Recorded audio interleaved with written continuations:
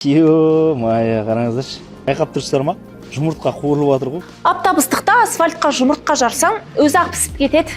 Қызылордалық тұрғын әлеуметтік желіге осындай видео жүктепті. Бұл бейнені көрмеген адам кемде кем шығар. Шын мәнінде, жұмыртқаның толық пісуі үшін ыдыс температурасы шамамен 70 градус болуы керек. Ал ыстық асфальтта жұмыртқаның толық пісуі түгілі түсін өзгертуі өте қиын. Сондықтан әлеуметтік желілерде көрсетілетін кез келген ақпаратқа сене бермеген жөн. Бірақ биылғы ыстықтың өзі жаңа рекорд болғаны рас. Жайғасып отырыңыз, аптап ыстықпен қалай күресеміз, көршінің қызы айтып берсін.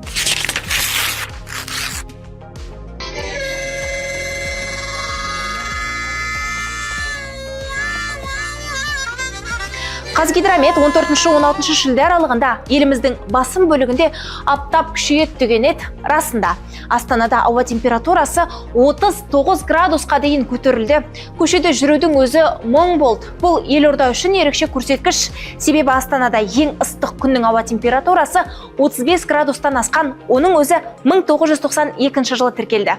Шымкентте 44 градусқа дейін аптап ыстықта болды. Елдің оңтүстігіндегі тұрғындарға әкім арнайы су шашып, көңілді кеш ұйымдастырыпты.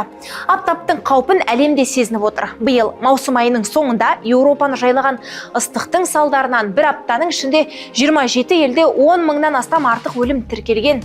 Мамандардың айтуынша, қайтыс болғандардың басым бөлігі 65 жастан асқан адамдар. Бұл ыстықтың жай ғана қолайсыздық емес, адам өміріне төнетін қауіпті екенін көрсетеді. Ал Токио үкіметі аптап ыстыққа байланысты мемлекеттік қызметкерлерге жұмысқа шолақ шалбар, яғни шорты, футболка және кроссовкамен келуге рұқсат етті. Мақсаты аптап ыстық кезінде қызметкерлерге жайлы жағдай жасау. Ал Нью-Йоркте аптап ыстықтан қара жолмен қоса адамдардың аяқ киімі де еріп жатыр.